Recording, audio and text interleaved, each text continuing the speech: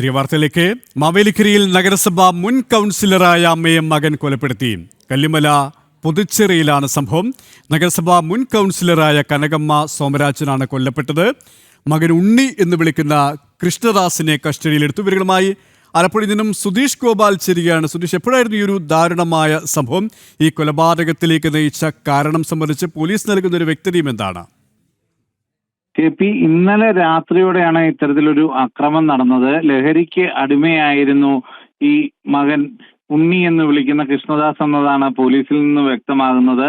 ഈ അമ്മയെ ആക്രമിക്കുന്ന ഒരു സാഹചര്യമാണ് ഇന്നലെ ഉണ്ടായത്. അതിനുശേഷം ആശുപത്രിയിൽ പ്രവേശിപ്പിച്ചെങ്കിലും ഇന്ന് മരണപ്പെടുകയായിരുന്നു.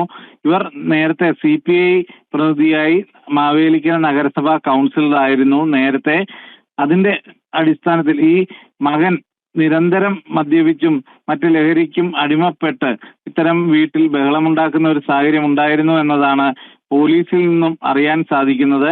അത്തരത്തിൽ നമുക്കറിയാം, നേരത്തെ കായംകുളം കണ്ടല്ലൂരിൽ കഴിഞ്ഞ ദിവസം അച്ഛനെ അതിക്രൂരമായി അഭിഭാഷകനായ മകൻ കൊലപ്പെടുത്തുന്ന ഒരു സംഭവം ഉണ്ടായി.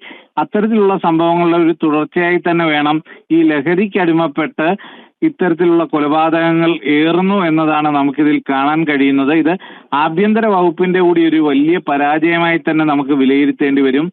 അവിടെ പിതാവാണ് കൊല്ലപ്പെട്ടതെങ്കിൽ ഇപ്പോൾ മാവേലിക്കരയിൽ ഇത്തരത്തിൽ മാതാവാണ് കൊല്ലപ്പെട്ടത്. അത്തരത്തിൽ കൊല്ലപ്പെടുന്നത് മുൻ നഗരസഭാ കൗൺസിലർ കൂടിയായ കനകമ്മയാണ്. ഇത്തരത്തിൽ മകൻ ഉണ്ണി എന്ന് വിളിക്കുന്ന കൃഷ്ണദാസിന്റെ ആക്രമണത്തിൽ കൊല്ലപ്പെട്ടത്. KP. ആലപ്പുഴയിൽ നിന്നും സുധീഷ് ഗോപാലാണ് വിവരങ്ങൾ നൽകിയത്.